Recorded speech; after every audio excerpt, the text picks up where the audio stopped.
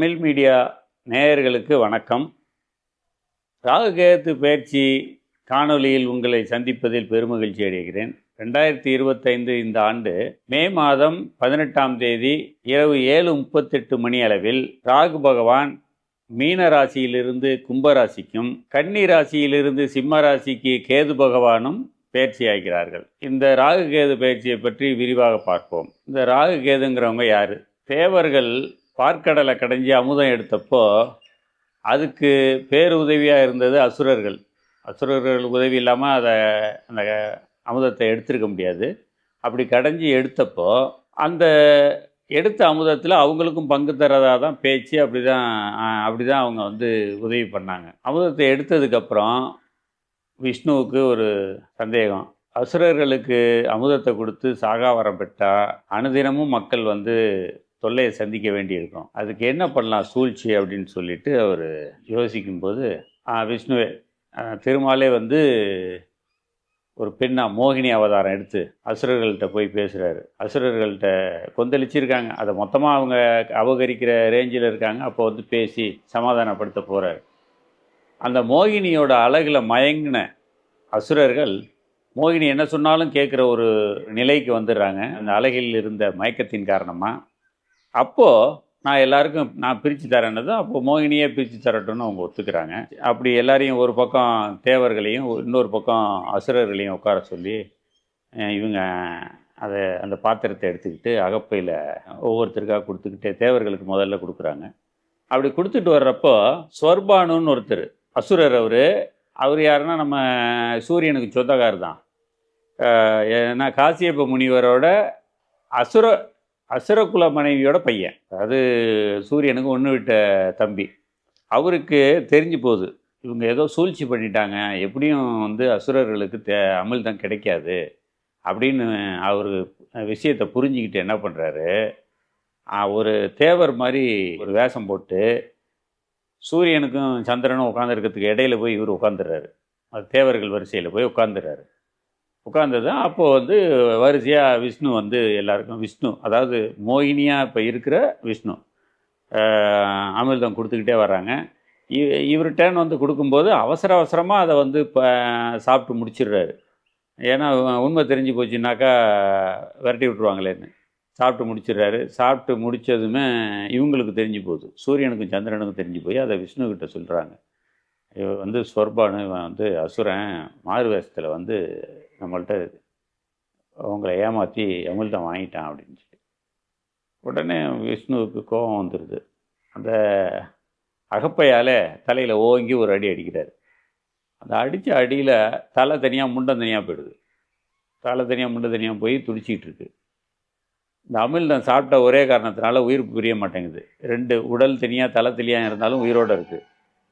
அப்போது அவங்க மகாவிஷ்ணு நோக்கிய தவம் இருக்காங்க. அந்த தவத்தில் மெச்சி அவங்களுக்கு தலை இருக்கிறவருக்கு பாம்பு உடலை கொடுத்து அவரை ராகு பகவான்னும், தலை இல்லாமல் முண்டமாக இருக்கிறவருக்கு பாம்போட தலையை கொடுத்து அவரை கேது பகவான்னு சொல்லிட்டு அவரை இவங்க ரெண்டு பேரையும் நவகிரகத்தில் கொண்டு சேர்த்துறாரு திருமால்.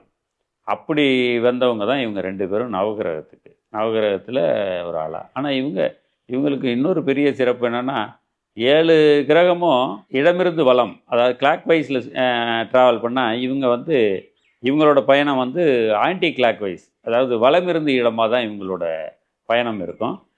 ராகுவும் கேதுவும் 180 டிகிரி, அதாவது ஒரு நேர்கோடு 180 டிகிரி. நேர்கோடுங்கிறது 180 டிகிரி. ஒரு நேர்கோட்டில் ரெண்டு பேரும் ஒருத்தருக்கு ஒருத்தர் 180 டிகிரியில் உல்டாவாக ட்ராவல் பண்ணுவாங்க. இதுதான் இவங்களோட மிகப்பெரிய சிறப்பு. அப்படி இருக்கிற ராகுவும் கேதுவும் மற்ற 7 கிரகங்களோட ஒரு ஜாதகனுக்கு நல்லது செய்கிறதா கெடுதல் செய்கிறது எதாக இருந்தாலும் அவங்க நேரடியாக ஜாதகனுக்கு செய்ய முடியாது. அதை செயல்படுத்துறது ராகுவும் கேதுவும் தான். இதில் ராகு போகக்காரகன்னா, கேதுவை மோட்சக்காரகன் ஞானக்காரகன்னு சொல்லுவாங்க. உலகத்தில் பிரம்மாண்டம் எல்லாமே ராகு உங்களை ஞானத்தில் உங்களோட அறிவு கண்ணை திறந்து உங்களுக்கு உண்மையான உலகம் என்ன அப்படிங்கிறத உணர்த்துறவர் கேது. உலகத்தில் உள்ள அனைத்தையும் உங்களுக்கு உணரச் செய்வார். அப்படி ஒரு பேர் தான் கேது. இந்த ராகு கேது நம்மளுடைய கர்மா அடிப்படையில், நம்மளுடைய முற்பிறவி அடிப்படையில் தான் அவங்க நம்ம ஜாதகத்தில் இருப்பிடம் அமையும். முற்பிறவியில் நல்ல விஷயங்கள் நம்ம பண்ணியிருந்தோம்னா இந்த பிறவியில் நம்ம ஜாதகத்தில் அவங்க நமக்கு நல்லது செய்யக்கூடிய இடத்துல இருப்பாங்க. முற்பிறவியில் நம்ம பாவம் பண்ணிட்டு வந்திருந்தோம்னா அந்த பாவத்தை கழிக்கிறதுக்கு எங்கே இருக்கணுமோ அங்கேருந்து அவங்க வேலையை துவங்குவாங்க. அவங்க வேலையை எப்படி துவங்குவாங்கன்னா, நம்ம முற்பிறவியில் பண்ண பாவங்களுக்கு என்ன தண்டனை கொடுக்கணும்னு சொல்கிறவர் கேது, அதை செயல்படுத்தும் செயல் அலுவலர் ராகு. இப்படி தான் அவங்க வேலை நடக்கும். இப்போ உள்ள கோச்சார காலகட்டத்துக்கு வருவோம். 18ஆம் தேதி மே மாதம் இவங்க பயிற்சி ஆகுறாங்க. இதில் ராகு இருக்கிற இடத்துக்கு குருவோட பார்வை இருக்கிறதுனால ராகு நல்ல விஷயங்கள் தான் பண்ணுவார். அவரால் கெடுபலன்கள் இருக்க வாய்ப்பில்லை. ஆனால் கேது போகிற இடம் வந்து சூரியனோட வீடு, அவருக்கு குருவோட பார்வையும் இல்லை, அதனால் பாதிப்புகள் இருக்கும். அவர் சிம்மத்தில் என்ட்ரு ஆகிறது உத்திரம் 1ஆம் பாதத்தில் என்ட்ரு ஆவார். அவர் ஒரு பாதத்துக்கு 2 மாதம் ஆகும் அவர் பயணம் செய்ய.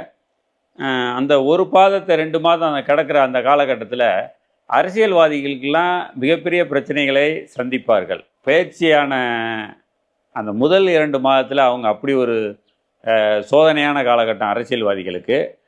அதுக்கு அடுத்து அவர் பூர நட்சத்திரத்தில் என்ட்ராவார். பூர நட்சத்திரத்தில் 4 பாதம், அது 8 மாதம் ட்ராவல் பண்ணுவார். அந்த 8 மாதம் வந்து கலைத்துறையில், சினிமா கலைத்துறையில் இருக்கிறவங்களுக்கு கொஞ்சம் சோதனையான காலகட்டம். மிக பெருசாக சோபிக்காது. அப்படி ஒரு சில பிரச்சனைகள்லாம் அங்கே கொடுப்பார். சினிமா கலைத்துறையில் இருக்கவங்களுக்கெல்லாம் அது சுக்கிரனோட நட்சத்திரமாக இருக்கிறதுனால அது அந்த மாதிரி பிரச்சனைகளை கொடுப்பாரு. அந்த 8 மாதம் முடிஞ்சு மக நட்சத்திரத்தில் என்ட்ராவார். அடுத்த 8ஆவது மாதம் மொத்தம் 18 மாதம் ட்ராவல் பண்ணுறாங்க. முதல்ல ஒரு 2 மாதம் உத்திரத்தில் இருந்தார், அதுக்கப்புறம் பூரத்துக்கு வந்தார். 10 மாதம் முடிஞ்சு போச்சு, 8 மாதம் பாக்கி இருக்குது. அந்த 8 மாதம் பாக்கி இருக்கிறது மகத்தில் ட்ராவல் பண்ணார். இந்த மகத்தில், அதாவது கேதுவோட அவரோட சொந்த நட்சத்திரத்திலே ட்ராவல் பயணிக்கிற இந்த காலகட்டத்தில் நீங்கள் பித்ரு சாந்தியெல்லாம் செய்கிறதுக்கு மிக உகந்த காலகட்டமாகும். பித்ரு சாந்தி வந்து நீங்கள் ராமேஸ்வரம் அந்த மாதிரி இடத்துலலாம் போய் செய்யலாம். பித்ரு சாந்தியெல்லாம் செஞ்சிங்கன்னா முழுமையான பயன் கிடைக்கும். அந்த மாதிரி ஒரு காலகட்டம். இந்த காலகட்டத்தில் உங்களுக்கு ராகு தான், இந்த பயிற்சி முழுவதும் ராகு வந்து உங்களுக்கு நற்பலன்களே செய்வார். அதனால் கேதுவை தான் நம்ம வந்து கவனிக்கணும்.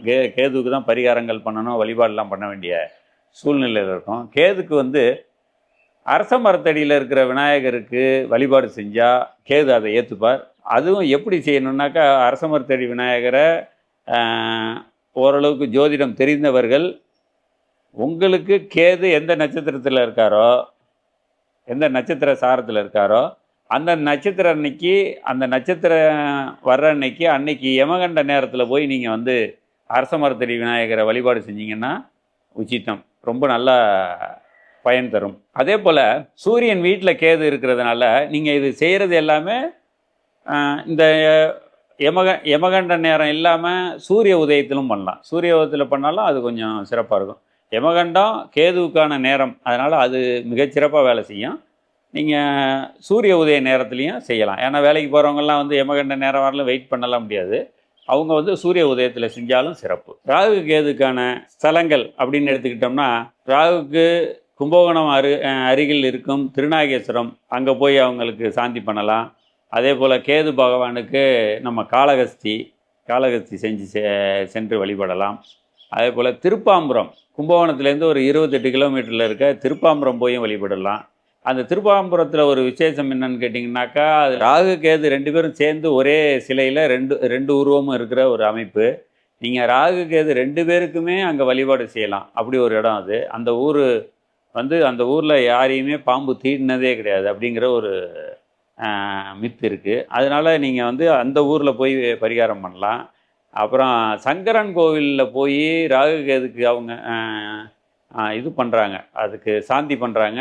அந்த வழிபாடு வந்து மிகச்சிறப்பான பலன்களை தரும். அப்புறம் கேதுவுக்கு தஞ்சை மாவட்டத்திலேயே கீழப்பெரும்பள்ளம்னு ஒரு ஊர் இருக்குது, அங்கே கேது பகவானுக்கு கோவில் இருக்குது, அங்கே சென்றும் வழிபட்டு வரலாம். அதே போல் திருநெல்வேலி தேவர்குளம் பக்கத்தில் மூர்த்தீஸ்வரத்தில் உள்ள கோவிலில் போய் ஸ்ரீ சக்தி விநாயகர் வழிபாடு செய்கிறது சிறப்பானதாகும். இதுக்கு நீங்கள் கேது பகவானுக்கு சித்தர்கள் வழிபாடு, ஜீவசமாதி வழிபாடு இதெல்லாம் வந்து சிறப்பாக இருக்கும். அதே போல் இங்கே கர்நாடகா, பெங்களூர் அந்த சரௌண்டிங்கில் இருக்கிறவங்கெல்லாம் வந்து குக்கே சுப்பிரமணியா ஒரு பவர்ஃபுல் பிளேஸு, அங்கே போய் நீங்கள் வழிபாடு பண்ணலாம். அதுவும் நல்ல சிறப்பான வழிபாடாகவே அமையும். அப்புறம் இந்த காலகட்டத்தில் நீங்கள் வந்து நார்மலாகவே செய்யக்கூடாது. பாம்பை அடிக்கக்கூடாது, யாரும் பாம்பை அடிக்கக்கூடாது. அப்படி அடிக்கிறவங்களுக்கோ இது பண்ணுறவங்களுக்கோ துணை போகக்கூடாது. இந்த மாதிரி விஷயங்கள்லாம் அவாய்ட் பண்ணணும். இவங்களுக்கு பிரீத்தியாக அன்னதானம், வஸ்திரதானம் இதெல்லாம் நீங்கள் பண்ணலாம். அன்னதானம், வஸ்திரதானம் எல்லாமே அந்த கேது பயணிக்கும் நட்சத்திரத்தன்னைக்கு, கேது வந்து பூரத்தில் பயணிக்கிறாருன்னா பூர நட்சத்திர அன்னைக்கு அந்த மாதிரி பண்ணலாம். அதே போல் உங்கள் ஜாதகத்தில் கேது எந்த நட்சத்திர சாரத்தில் இருக்காரோ அந்த நட்சத்திரத்தன்னைக்கு பண்ணலாம். அந்த மாதிரி விஷயங்கள்லாம் பண்ணால் ரொம்ப நல்லா வேலை செய்யும். அதே போல் இந்த யமதர்மன் கோவில்லாம் இருக்குல்ல, ஸ்ரீவாஞ்சியம், திருப்பைஞ்சீலி, அந்த கோயிலெல்லாம் வழிபாடு பண்ணாலும் இவங்களுக்கு பிரீத்தியான ஒரு இடமா இருக்கும். திருவள்ளூர், நம்ம சென்னைக்கு அருகில் இருக்க திருவள்ளூர் வீரராகவ பெருமாளை தரிசனம் செய்வதும் சிறப்பு. திருவனந்தபுரம் அனந்த சயன பெருமாளை வழிபடலாம். சென்னையில் இருக்கவங்க அடையாறு மலர் ஹாஸ்பிட்டல் பக்கத்தில் இருக்கிற அனந்த சயன பெருமாளை வழிபாடு செஞ்சால் அதுவும் சிறப்பாக இருக்கும். அதுவும் சிறப்பான ஒரு இடம். ஸோ இந்த காலகட்டத்தில் நீங்கள் வந்து மெயினாக வழிபட வேண்டியது, இதுக்கு பதிலாக எங்கேயுமே போக முடியாதுனாக்கா பக்கத்தில் இருக்க விநாயகர் வழிபாடு கேதுவுக்கான மிகப்பெரிய பிரீத்தியாக இருக்கும். நீங்கள் எல்லாரும் சிறப்பான வழிபாடுகளை செய்து பலன்களை அடைய வாழ்த்துகிறேன். தமிழ் மீடியாவில் சப்ஸ்கிரைப் பண்ணாதவங்க சப்ஸ்கிரைப் செஞ்சீங்க. நீங்கள் கமெண்ட் பண்ணுங்கள், ஷேர் பண்ணுங்கள், லைக் பண்ணுங்கள். மறக்காமல் அந்த பெல் பட்டனை கிளிக் பண்ணிவிடுங்க. உங்களுக்கு நல்ல செய்திகள், நல்ல தகவல்கள் எல்லாம் உடனுக்குடன் வந்து சேரும். நன்றி, வணக்கம்.